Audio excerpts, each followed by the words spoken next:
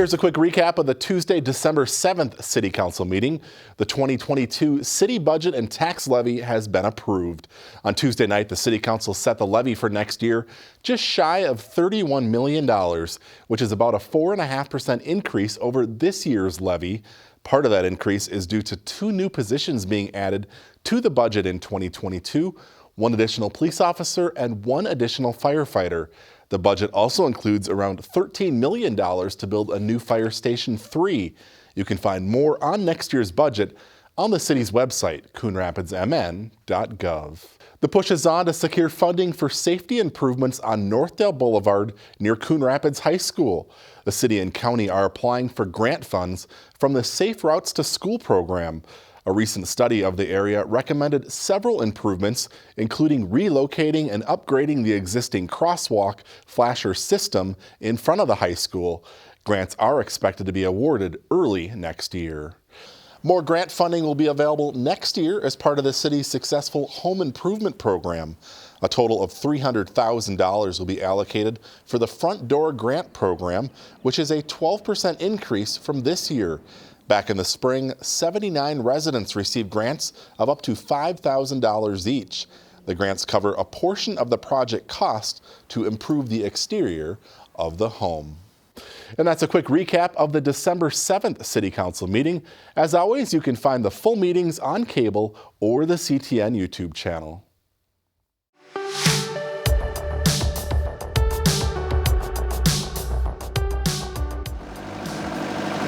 On Wednesday, a lighting crew draped strands of colorful lights all around the 40-foot-tall community tree in preparation for the city's first tree lighting event on Saturday. When fully dressed, the tree will shine with 10,000 lights.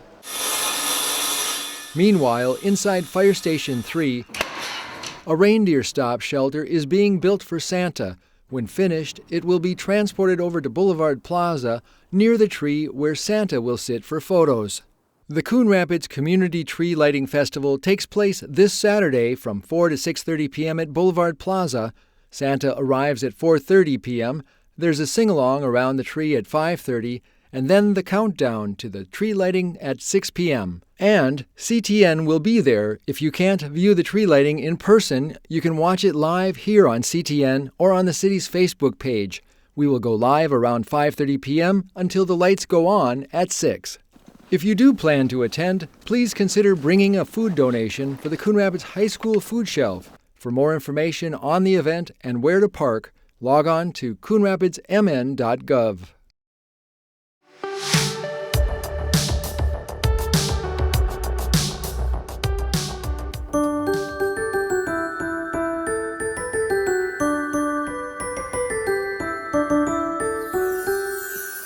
The season of giving is underway, and you can help others in need by donating to several different organizations. There's 4 collection boxes in the lobby at City Hall. They are for Toys for Joy, Granny's Closet of Anoka County, the ACBC Food Shelf, and the Alexandra House. The deadline to donate is Tuesday, December 14th. For more information on what to bring in, log on to the city's website, coonrapidsmn.gov. Cash and check donations are also being accepted at the front desk of City Hall.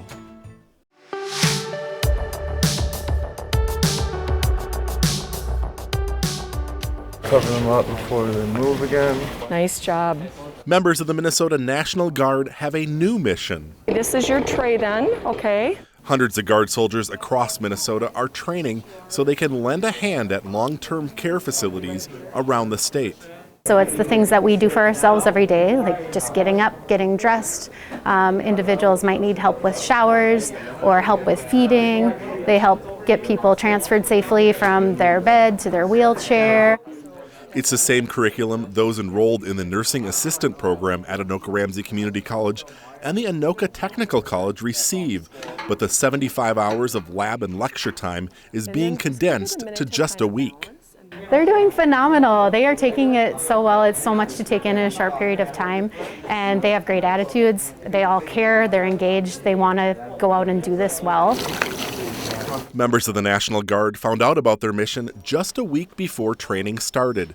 After they wrap up training this weekend, they expect to be placed in a long-term care facility shortly thereafter, assisting real patients. Of course, a little bit nervous, but the training here, I think we'll be ready with the training here. It's been really good training, impressive actually. Wash your hands, now clean gloves to do all the rest of it. Okay. In all, the staff at Anoka Technical College is training 50 soldiers, while 21 Guard members are in the classroom at Anoka Ramsey. Both those training and those receiving the lessons say they are happy to be part of the solution.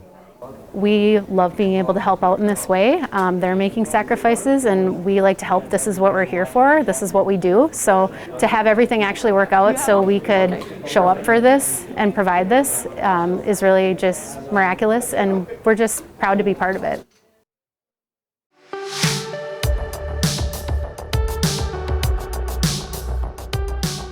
The sound of heavy feet pounding across the floor grew louder outside the door. His heart jackrabbited in his chest and an involuntary eek sound escaped him. The bedroom door flew open so hard and fast that the doorknob punched a hole in the wall. Sister Lost marks the second horror novel by Coon Rapids resident Jennifer DeVries, writing under the pen name Brenda Lynn. Everybody who's read it so far has given it very, very positive feedback.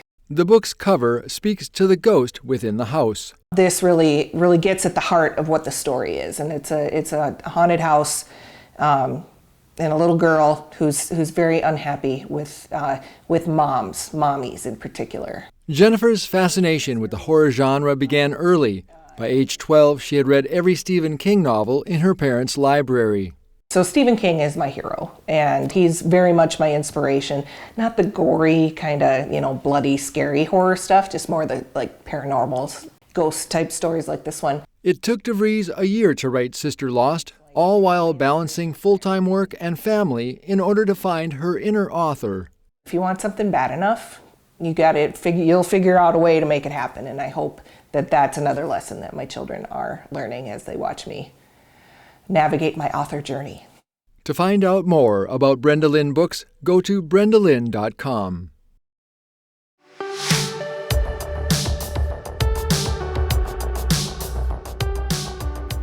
We focus on West African cuisine.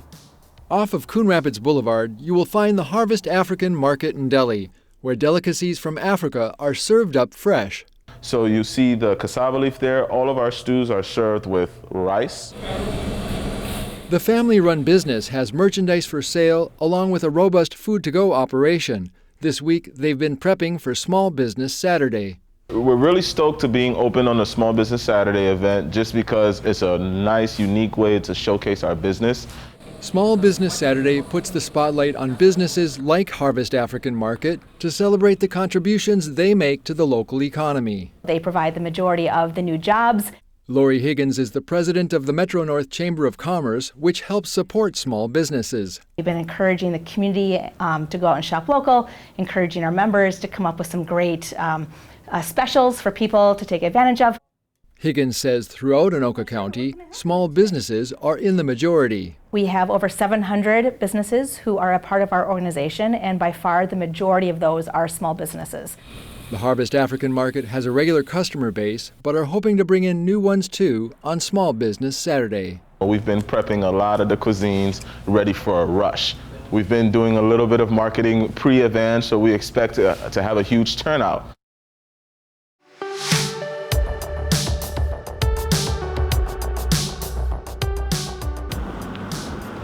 It's not every day that a tree grabs this much attention, but this isn't just any tree. This 40-foot pine made its way through the streets of Coon Rapids Tuesday morning with a police escort. Actually, it was like a 45-minute drive from where it was harvested to here. The oversized load arrived on the grounds of Boulevard Plaza near the Coon Rapids Ice Center, where it will take center stage for the first annual Community Tree Lighting Festival. We're like a tree lighting ceremony, just like the pumpkin patch and the music in the park. It gives the community an opportunity to come together and celebrate, the holiday season. The Coon Rapids Community Strength Foundation is working with the city to put on the December 11th event. Literally, the biggest piece of prep work for the festival was moving the tree and placing it into a deep hole. Crews then covered the hole with water and dirt before wiring the tree down. We're going to have bonfires out here. We're going to have hot cocoa, apple cider, cookies. Come and enjoy the lighting. There's going to be 10,000 lights on this tree. The Community Tree Lighting Festival takes place Saturday, December 11th from 4 to 6:30 p.m. at Boulevard Plaza. Santa arrives at 4:30 p.m. There will be a sing-along around the tree at 5:30, and then at 6 p.m. the lights will be turned on. Also, donations are being collected for the Coon Rapids High School food shelf. For more information on the event and where to park, log on to coonrapidsmn.gov.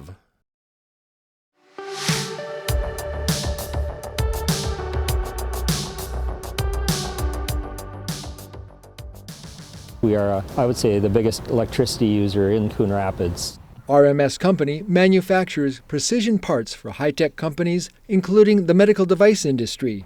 They run a 24/7 operation, which uses enormous amounts of energy. Faced with rising energy costs, the company recently decided to go solar. It just worked out great, and the timing was right, just with electricity and pricing and such like that. So yeah, it just worked out really well. The newly installed solar array covers most of the rooftop. Electricians are working to connect the photovoltaic panels to the power grid. RMS executives say their return on investment will take less than 5 years. So the big thing is to find the right contractor.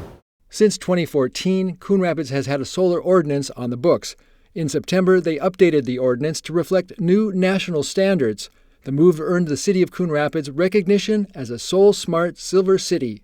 Coon Rapids is the first city in Anoka County to achieve Soul Smart designation. Olivia Doro Hovland works as the city's solar advocate and helped craft the updated ordinance, simplifying the solar permitting process. So Soul Smart is a program run by the Department of Energy that certifies cities and communities in following best practices for solar energy systems. RMS is one of nearly 50 solar installations in Coon Rapids. To help businesses and residents navigate going solar, the city has created a solar landing page on its website. So we want to make it as simple as possible for people to install solar if they decide that that's something that they want to do. The solar page can help you navigate solar energy options, find a contractor, and even help with financing and available tax credits. Coon Rapids resident Nathan Reichman and his family added solar to their home this summer. It's something that my wife and I just value, is being a little bit more green, trying to do what we can for the environment. And then for our particular situation, we're going to come out pretty even on the cost of the power. Meanwhile, RMS will have their solar array operational in the coming weeks, which will generate up to 1 kilowatt of generation capacity, reducing their energy costs and carbon footprint. It was a very good deal for our RMS company.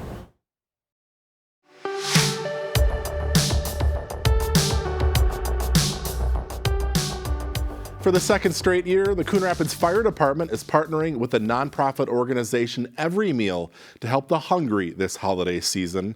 Free meal bags are now available for anyone in need at Fire Station 1 and Fire Station 2, no questions asked. They are located just inside the front door of both stations and available 24 hours a day, 7 days a week through the beginning of January. Each bag includes 4 to 5 pounds of nutritious, non-perishable food, including a variety of fruits, vegetables, proteins, grains, and entrees. Roseville Fire Department was the first fire department that I saw that was doing it, and I thought, what a great idea. Very, low impact for us to have to facilitate, and a great upside for the community. And again, last year we had, I think, upwards of 200 meals that were given out. Again, the free meal bags are available at both Fire Station 1, which is located off Egret Boulevard, and Fire Station 2, which is on 121st Avenue. The meals are available to anyone regardless of income or residency. The meals will be free to grab and go inside the front entry. No need to check in with the staff. For more information or other pickup locations across the metro, log on to everymeal.org.